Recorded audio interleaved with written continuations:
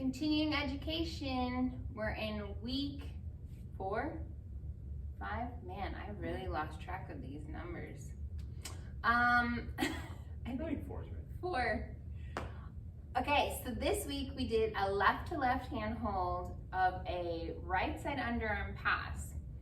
Something we kind of forgot about was in our arsenal of basic moves. But instead of making it a pass, we turned it into a whip. So we took our, I'm gonna lead, our left to left connection. And as we could do a sugar push, right, left to left, we could do a right side underarm pass, presenting the opening and then passing.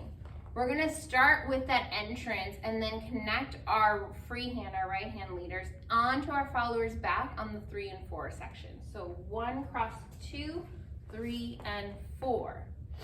From here, I'm pointing my foot across the slot and I'm going to transfer my weight to bring my follower through for and 5, 6, 7, and 8 and finish it out as a whip.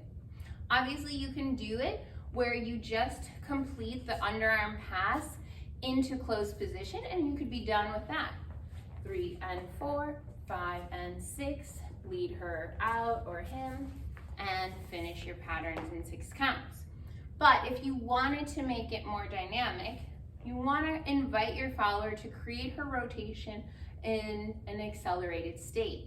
The way that you're going to create acceleration for your follower is to lead the level change of your arm higher sooner. On my 1, I'm already raising my hand up. On the 1, I want to then know that I'm not moving backwards again, leaders, going 1 and 2. I want to come towards my follower on count 2. So as I lead back and raise the arm on 1, step forward on 2, you can see that we're almost in the same spot.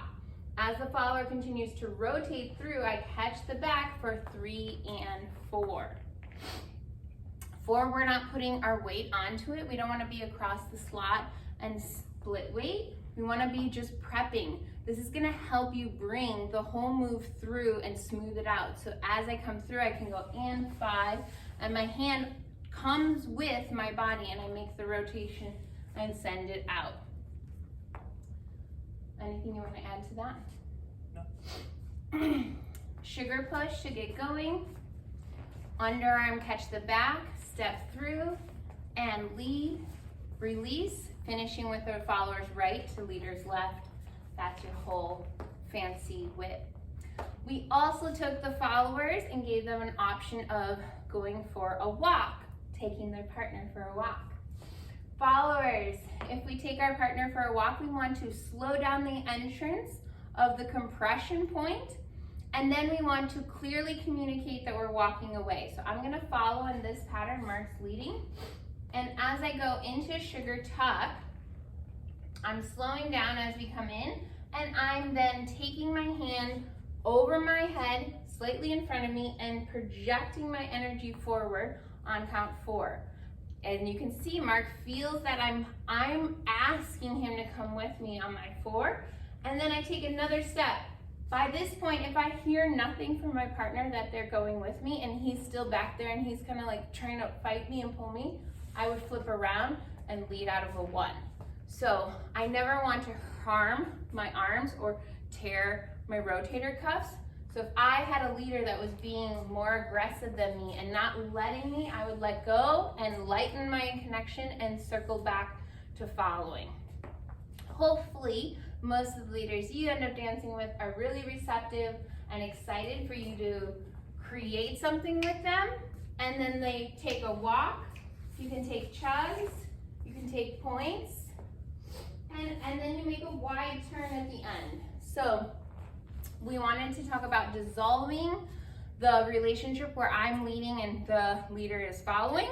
When we hand back the reins to the leaders, we want to not abruptly throw it back in their lap. They're gonna drop it then, right? So if we were going for a walk and I'm walking along 2 count increments. So if I'm doing 1, 2, 3, 4, I wanna end by 5 and 6 because it musically lines up, or I wanna end by 7 and 8, whatever it is, I need to start thinking about it now as I go 7 and 8.